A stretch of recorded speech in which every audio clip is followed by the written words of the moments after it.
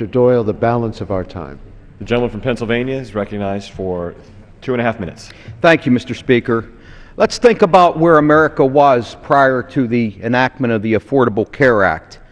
40 million of our citizens without insurance.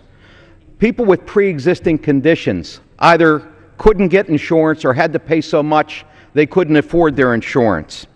Women being charged twice as much as men.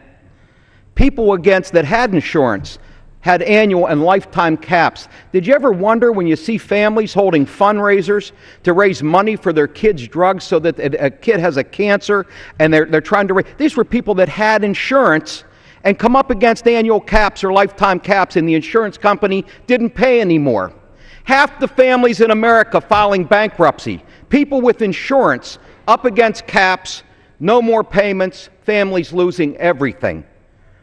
We put an end to that with the Affordable Care Act. And how did we do that? We come up with a private system that required everybody to participate. Young and old, rich and poor, healthy and sick.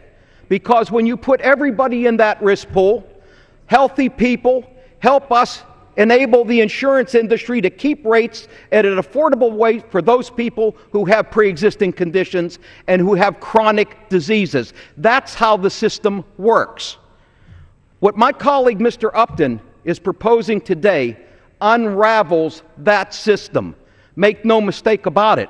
If we continue to allow private insurance companies to sell policies that discriminate against women, that set annual caps and lifetime caps, if we continue to allow all of those practices that every American, 80–90% of Americans said they want in their health care system, then that risk pool goes away. Then rates go sky high, and you will have raised premiums for every American in this country. Now, I would say to my colleagues, we want to fix, there are unforeseen circumstances we knew would come up in this bill. And I led the charge in my caucus. I told my caucus, if the president doesn't come up with a fix, if our leadership doesn't have an alternative solution to this, many of us would consider voting for the Upton bill, as bad as it is because it undermines the health care bill. Well, the good news is the president has responded.